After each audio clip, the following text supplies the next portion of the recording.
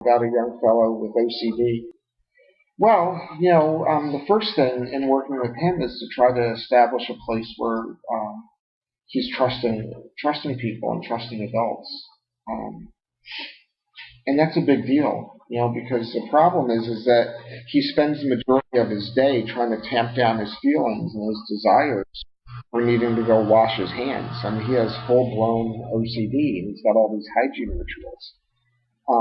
And the school was on the early side of the learning curve. I think the school was very sensitive, and the principal was very kind and very interested in trying to help.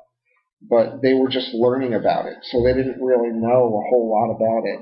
And then the process of just learning about it, in the beginning, they didn't understand that he had a diagnosis, and the mom had spent like the previous 2 years or so trying to explain to the district that the child had sensory processing difficulties because he was so picky, he didn't like to get dirty, he didn't like his hands to touch things, and actually it was really an a budding and emerging OCD issue. It wasn't just, it wasn't a sensory processing difficulty. Well, it wasn't a unitary sensory processing difficulty. I mean, the OCD by its nature includes sensory processing difficulties.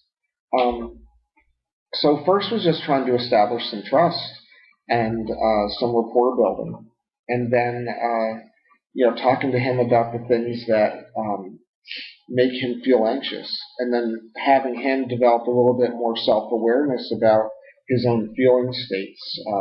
He stopped participating in gym and phys ed and recess because he felt that when he was running, that it would make him feel, according to him, like he was going to throw up. And the idea of throwing up was so abhorrent to him, he didn't like the feeling of it, he didn't like the concept of it, that he stopped doing anything that would put him into any feeling state that was uncomfortable. And he hadn't thrown up, I don't think I think the mom said the last time he threw up was like 2 years ago or something like that.